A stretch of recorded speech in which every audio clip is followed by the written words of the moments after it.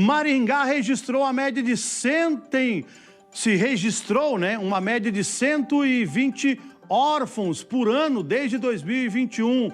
A principal causa desse aumento foram os 4 anos que deu conta do coronavírus. Muitos pais morreram e, infelizmente, muitas crianças ficaram ou sem o pai ou sem a mãe, ou sem os dois, né? Meu pai do céu. A reportagem você vê aqui, ó, no Balanço Geral.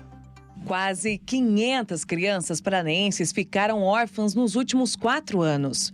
Os dados foram divulgados pela ARPEN, a Associação dos Registradores de Pessoas Naturais do Paraná. O levantamento leva em consideração os óbitos dos pais registrados desde 2021, na época da pandemia.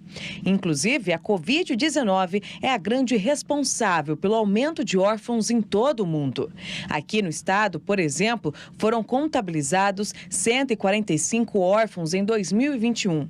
No ano seguinte, 112 crianças perderam ao menos um dos pais, enquanto 2023 registrou 111 órfãos. E até outubro de 2024, o número já totaliza 112. Em Maringá, desde 2021, foram registrados, em média, 120 órfãos por ano. Até agora, em 2024, cerca de 77 crianças perderam um dos pais por conta do coronavírus. Essa situação, da orfandade, ela traz vários efeitos e um deles é essa situação de como a criança vai ficar. Então a gente precisa entender que existiu, a orfandade bilateral, que foi a perda dos 2 genitores ou dos responsáveis, e a monolateral, ou seja, a criança ainda com alguém responsável. No caso da orfandade bilateral, o ECA garante que ela ainda permaneça com os laços familiares ligados ou à família biológica ou à extensa. A família extensa, então, vão ser os parentes ali.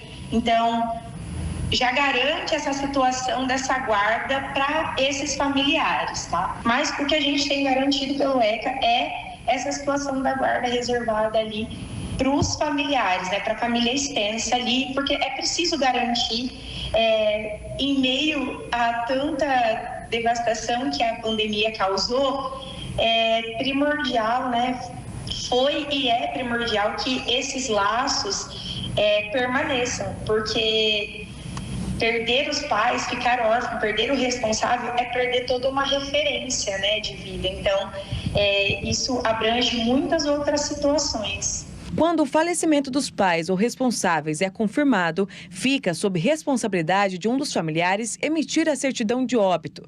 Para isso, é necessário ter em mãos toda a documentação do falecido, além do laudo médico constatando a causa da morte. O prazo legal para o registro de óbito é de 15 dias. Passado esse prazo, os familiares só conseguem fazer esse registro através de uma autorização judicial. É importante que venha até o cartório algum familiar maior com toda a documentação do falecido.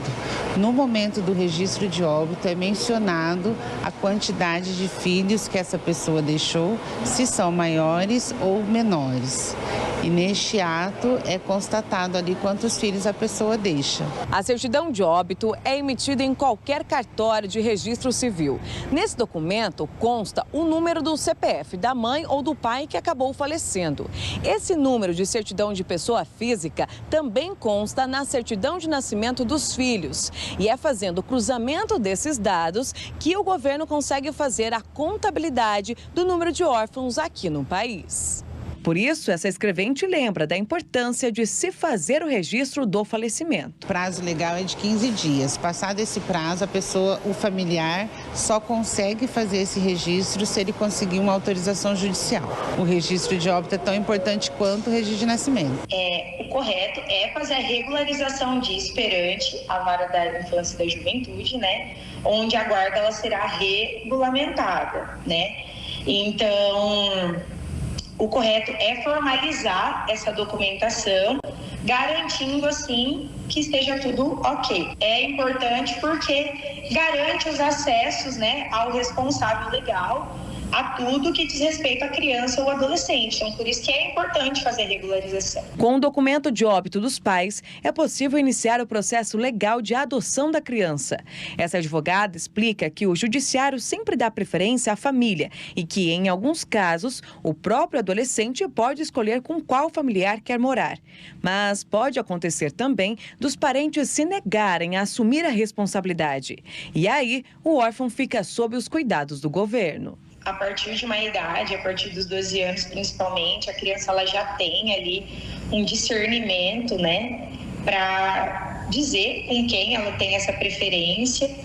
Obviamente que não vai estar ligado somente a isso, e nas situações em que isso for para o judiciário regulamentar, o juiz, com certeza, o juiz e o promotor vão olhar para o melhor interesse da criança. Então, verificar, às vezes a criança ela pode optar por estar em um lugar onde não é mais saudável a ela. Então, com certeza é feito um estudo em cima disso tudo, né, para verificar se é atendido o melhor interesse dessa criança e assim definido o local certinho, as pessoas, a família com a qual ela vai permanecer.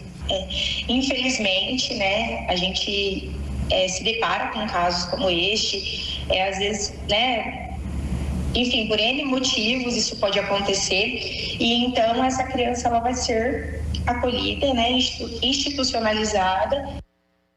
Tá, mas eu por mim, eu não acredito que tenha pai ou mãe ou alguém de uma família, por exemplo, morreu o pai, aí a criança vai ficar com a mãe, que uma mãe negue um filho, né? Eu não acredito que...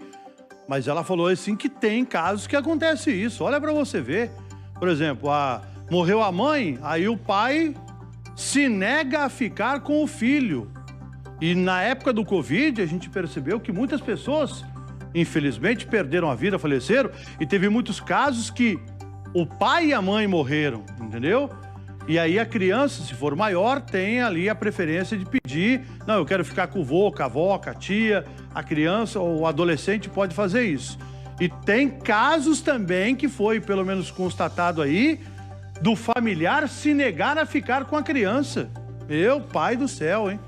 É um momento difícil, é um momento de dor, a criança vai ficar órfã, mas é melhor a criança ficar com alguém da família do que ir para uma adoção, não é?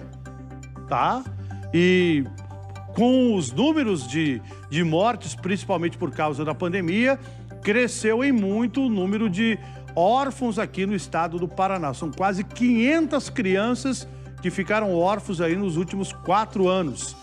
São crianças que com certeza vão sentir a falta do pai, da mãe e eu tenho certeza que alguém vai acolher, principalmente que seja da família, sim. Vem comigo aqui.